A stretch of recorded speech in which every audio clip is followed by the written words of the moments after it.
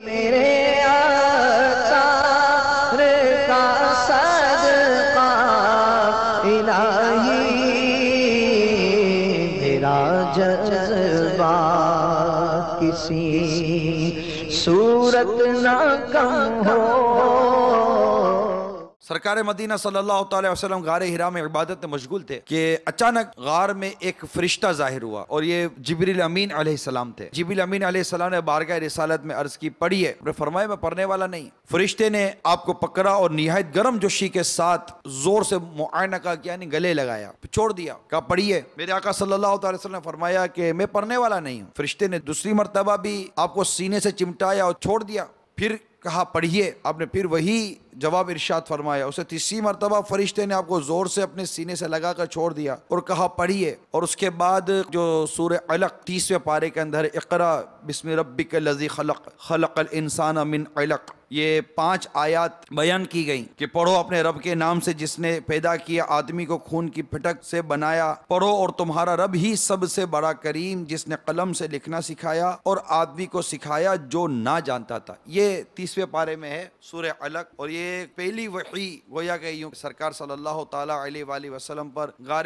حرا میں نازل ہوئی۔ البتہ جب سرکار صلی اللہ تعالی علیہ وآلہ وسلم پر یہ وحی نازل ہوئی تو ان آیتوں کو یاد کر کے سرکار صلی اللہ علیہ وسلم اپنے گھر تشریف لے گئے، چونکہ ایک اچانک سا واقعہ تھا جو میرے آقا صلی اللہ علیہ وسلم کو پیش آیا۔ اب قلب مبارک پر ایک بڑی عجیب کیفیت طاری ہو گئی تھی، اور آپ نے گھر آ کر ارشاد فرمایا مجھے کمبل اوڑھا دو۔ جب آپ صلی اللہ علیہ وسلم کا کچھ وہ کیفیت سنبھلی مزید، تو آپ نے ام المومنین حضرت خدیجہ الکبریٰ رضی اللہ تعالی عنہا سے غار حرا میں جو واقعہ پیش آیا وہ بیان کیا، اور آپ نے اپنے خوف اور اپنے ڈر کا اظہار فرمایا۔ اب یہ سن کر ام المومنین حضرت سیدتنا خدیجہ الکبریٰ رضی اللہ تعالی عنہا نے جو کچھ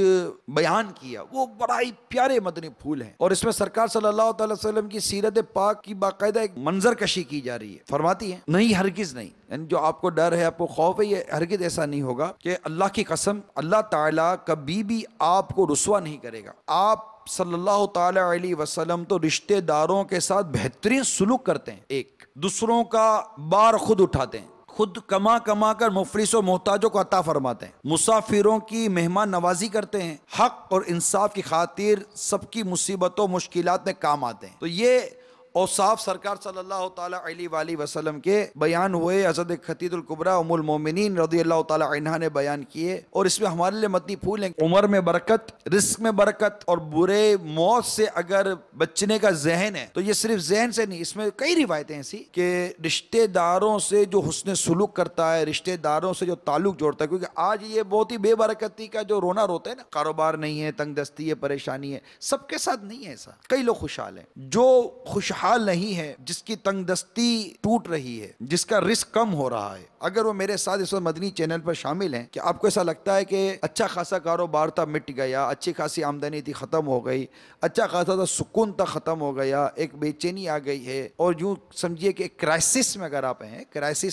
ہیں تو اس کے کئی سرکمٹینسز ہوتے ہیں، لیکن بہت بیسک چیز جس کی طرف میں اپنے مدنی چینل کے ناظرین کی توجہ چاہوں گا، بہت بیسک چیزیں یہ ہیں کہ سب سے پہلے آپ اور ہم اپنی عادتوں پر غور کریں کہ مجھ سے ایسا کون سا عمل ہو گیا، کوئی ایسی مطلب بندے سے غلطیاں ہو جاتی ہیں جس کا اسے یہی اس کو کہتے ہیں نا کہ وہ خمیازہ بھگتنا پڑتا ہے، اور اس کی نحوست اس کے کاروبار پہ پڑتی ہے، اس کے گھر بار پہ پڑتی ہے، اس کی اولاد پہ پڑتی ہے۔ آپ کی اولاد آپ کو تکلیف دے رہی ہے، آپ کی بچوں کی امی آپ کو تکلیف دے رہی ہے، یا بچوں کے ابو سے آپ کو تکلیف پہنچ رہی ہے، ماں باپ کو اذیت ہو رہی ہے، آدمی کو اذیت ہو رہی ہے، نوکر کو اذیت ہے، سیٹ کو اذیت ہے، پلیز میری بات کو جو میں عرض کرنا چاہ رہا ہوں اس پر غور کیجئے، just few second please try to consider, اس کو تھوڑا سا غور کیجئے، تھوڑا سا سوچئے۔ کسی کی غیبت کی تھی، کسی کی دل آزاری، نماز قضا کی تھی، کچھ ماں باپ کے ساتھ زیادتی کر لی، کچھ جھوٹ تو نہیں بولا تھا آپ نے، کسی کو گالی دی تھی، بد نگاہی کی تھی، فلمیں دیکھی تھی، میوزک سنا تھا، ملاوٹ کی تھی، بیوی پر ظلم کیا تھا، بچوں پر بلا اجازت شرعی تشدد کیا، زیادتی کی، کسی جانور پر خلاف شرع ظلم کیا، راستے میں چلتے ہوئے کسی کو اذیت دی، ٹریفک میں کسی کو اذیت دی، کسی عام مسلمان کو تکلیف پہنچا دی، کیا جب کہ وہ اللہ کا ولی ہو۔ تمہیں جو مصیبت پہنچتی ہے وہ تمہارے ہاتھوں کی کمائی ہے، قرآن نے واضح طور پر بیان کیا ہے۔ اب رشتہ داروں سے کوئی تعلق توڑ کر بیٹھے ہیں، ماموں سے، چچا سے، پھوپھی سے، بہن سے، بھائی سے، غور کیجئے، بلا اجازت شرعی، بلا حاجت شرعی ایک نفس ہوتی ہے، ایک انا ہوتی ہے، ایک ایسی خواہ خواہ کی ایک مطلب کہ ہماری جو دنیاوی ایک رسم و رواج اور ایک طور طریقہ ہے، اس کی وجہ سے کوئی ایسی چیز پر غور کیجئے کہ کوئی رشتہ داروں سے تعلق توڑ کر بیٹھے، کوئی شرعی عذر نہیں ہے. یعنی یہاں حدیث پاک میں گویا کہ ہمیں بتایا کہ جو تجھے محروم کرے اسے عطا کر، جو تجھ سے توڑے اس سے جوڑ، جو تجھ پر ظلم کرے اسے معاف کر. اب غور کیجئے کہ کیا اس پر عمل ہے اور ہم کتنے رشتہ داروں سے کاٹ کر بیٹھے ہوئے، اس پر ذرا غور کیجئے، پلیز غور کیجئے. کتنے حق اللہ تلف ہوتے ہیں، کتنے حق العبد تلف ہوتے ہیں، سب پر غور کیجئے. پھر دیکھیے اب وہ کون سی مصیبت ہو سکتی ہے جس کی وجہ سے یہ سارے، یا کون سا ایسا عمل اس کے مجھے مصیبت ہے. اب ہر چیز کو کسی کی طرف ڈال دینا کہ جناب یوں ہو گیا، یہ یوں ہو گیا، اس نے یوں کرا دیا، اس نے یوں سازش کر دی، اس نے یوں جادو کر دیا، اس نے یہ مطلب کہ فلاں کروا دیا یا فلاں کروا دیا. نہیں، باہر بعد میں جھانکنے پہ پہلے اندر تو جھانک لینا، پہلے اپنے اندر دیکھ لیں بھائی. جب کلیئر رہتے ہیں پھر بھی باہر کیا جاتے ہیں. اگر آپ کلیئر ہیں، اتنے نیک ہیں، پارسا ہیں، متقی ہیں، پرہیزگار ہیں اور انتہائی ستھرے ہیں، دودھ میں دھلے ہیں، تب تو اور مزید آپ کو مزید غور نہیں کرنا چاہیے کہ یہ کب آ گیا کہ اللہ تبارک و تعالیٰ اپنے نیک بندوں کو آزماتا نہیں ہے. پھر آزمائش ہوگی بھائی. یا تو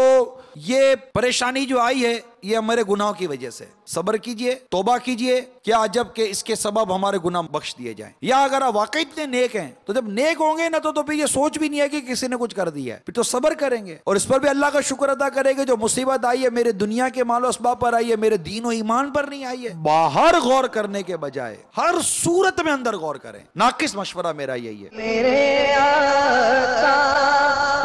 کا صدقہ الہی، میرا جذبہ کسی صورت نہ کم ہو.